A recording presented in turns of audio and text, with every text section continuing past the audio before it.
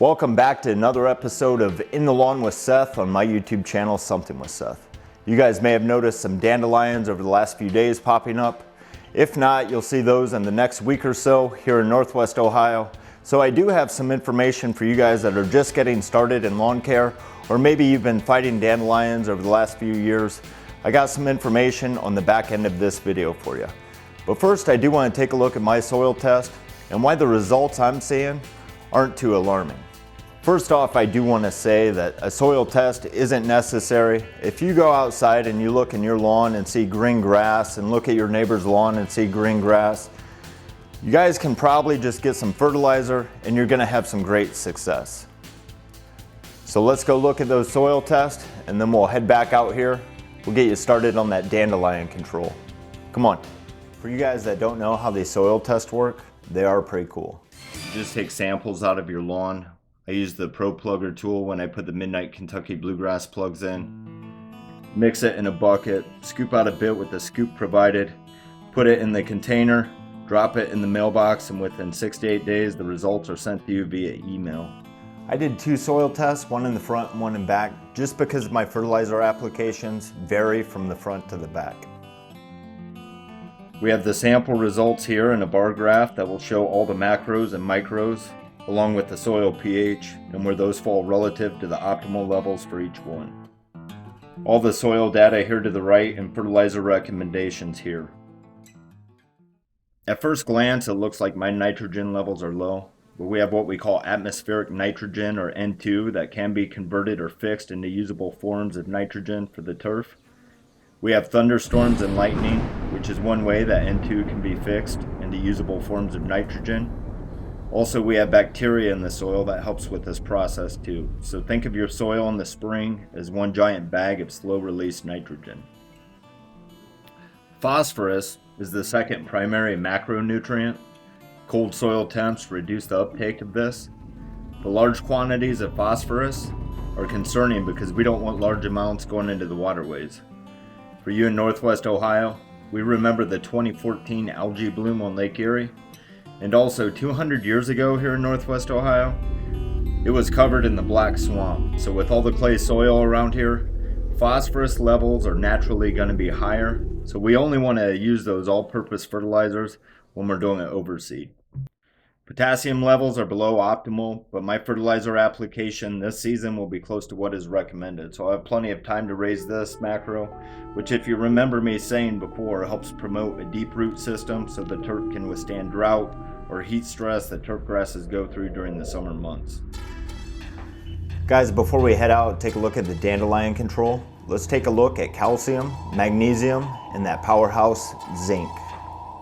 Calcium is vital for plant health. It is used by turf grass when it responds to pest and disease attacks. Cold soil temps also reduce the uptake of calcium, and calcium levels being too high isn't much concern if the pH levels are within the optimal range like I have. Magnesium is required for chlorophyll, and higher organic soils and clay will retain more magnesium. Magnesium is important for the bacteria in our soil to fix that N2 that we talked about earlier. If magnesium levels are to the point where they become a problem, we'll see a deficiency in other nutrients such as calcium. Zinc is a primary micro that is important for plant growth hormone. Think, guys, we take zinc before bed to help regulate free testosterone. Same concept for zinc and turf grasses. Organic matter increases the zinc availability in the soil. So I'm not saying an early spring soil test is a bad idea. I'm just saying that if you do an early spring soil test, you just have to understand what's going on with the soil when the soil temps are cold. Realize that things are going to adjust a little bit. Whenever you decide to do a soil test, just make sure you're doing those soil tests at the same time every year or every 2 years, whenever you guys do the soil test. For me, I'll do the soil test in the fall and I'll gauge everything off that. I'll probably take the soil test in August. I lay off the fertilizer sometime after the 4th of July, so that will give me the 45 days that I need before I do a soil test. All right, guys, as far as dandelion control, regardless of what you use, you're gonna get results. You can go to Lowe's, Menards today, pick up a Weed Be Gone, the Scott's Roundup for lawns. They're all gonna take care of dandelions. Both the Weed Be Gone and the Roundup for Lawns will control crabgrass. The Ortho Weed Be Gone is a little cheaper than the Roundup. This Weed Be Gone does say 2.5 ounces per gallon. This is a 2-gallon jug here. So we'll just fill up 2.5 ounces.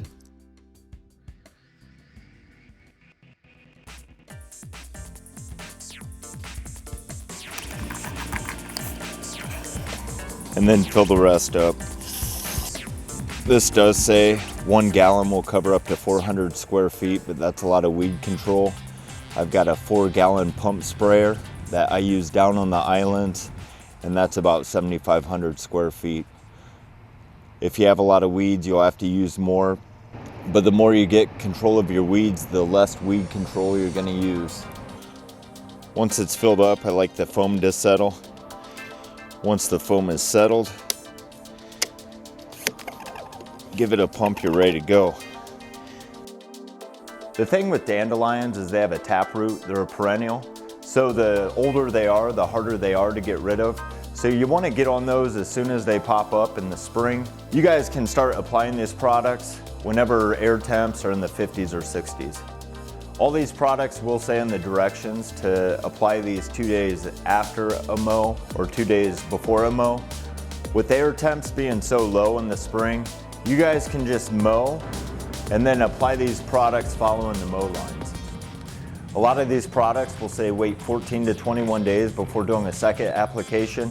But one thing I've always done, about 10 to 14 days after, I would go out, and if I saw dandelions that looked healthy, I would shoot them again because I missed them the first time. One thing you guys don't want to do is let these dandelions go to bloom. You don't want the white puffballs on, so mow those off before they get the puffballs. Usually here in Northwest Ohio, it's the first week of May, second week of May when we start seeing all those dandelions go to seed. After the dandelion bloom, you guys can apply another application, and then in the fall, you can go back and take care of any dandelions that you've missed. So guys, a quick recap on dandelions. You can start applying these products whenever the air temp is 50 to 60 degrees. Go ahead and mow, and then just follow those mow lines the same day after applying the product. During the spring, doing that isn't gonna hurt the turf grass. Whatever you do, don't apply this product if heavy rain is in the 24-hour forecast. Do a quick follow-up about 10 or 14 days. Get those dandelions that you missed. Don't let these dandelions go to seed, and do a follow-up after the dandelion bloom. All right, guys, I hope that helped you out a little bit. Hopefully I didn't confuse you too much with the soil test. Looking forward to the weeks coming. You guys have a good night, and we'll see you next time.